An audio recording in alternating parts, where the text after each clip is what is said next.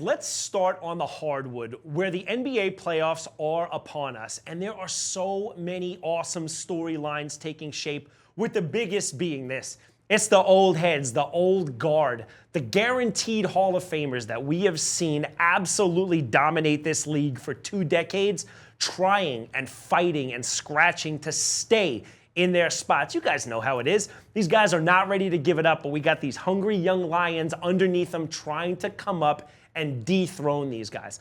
Let's talk about some of these young stars that are really emerging. And I don't want to say emerging because that almost gives the impression that they're coming. These guys that we're going to talk about, they're here. And we've seen it. Let's talk about guys like Gilgeous-Alexander. He's that superstar guard for the Oklahoma City Thunder. Already an NBA MVP, right? Came in second 2 years ago, won it last year, and led his team to an NBA title last year as well. All right? This year, they're coming back. They came out of the gates incredibly hot. Ridiculous start to the season. They haven't really leveled out. They've been the #1 overall seed in the league for the entire year. And here they are, no longer that young team. We're wondering, can they get over the hump? They've shown it, and they are back to do it again.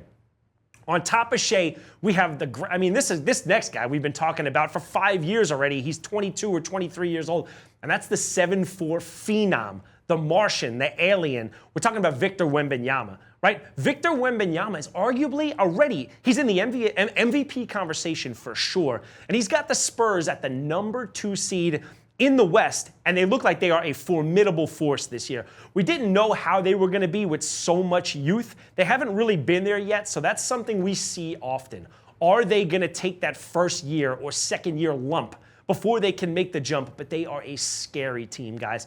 They're behind Wemby and Stephon Castle and a bunch of others. These guys are coming, and they are coming now. Wemby is 7'4". He's arguably the best offensive and defensive player in basketball already. He played the last 2 games of the year, which puts him over that 65-game threshold, and he's the favorite now in the clubhouse to win Defensive Player of the Year. So he's here, and the Spurs are here. That's Team 2. And Team 3, guys, out in Detroit, the Pistons, who have been the #1 seed out east all year, led by emerging swing player Cade Cunningham, who is the favorite for the Eastern Conference MVP until he collapsed his lung about 3 weeks or a month ago. But he is now back in the lineup, and he is doing his thing, and he's got his team gearing up, and they are ready to make a run, guys. And it's going to be super exciting because we don't know how it's going to go. We've seen in the past where young teams look like they're ready to come up, but they run into these veterans, and they have to take a loss or 2 before they can make the jump. It doesn't appear so with these guys. These young guys are coming. But who are they coming for is the question, right? They're coming for the old guard, the guys that we have seen do it over and over. You got LeBron leading the Lakers out west, right? Got some injuries out there. It's forced 41-year-old LeBron to reassert himself as one of the top options on that team.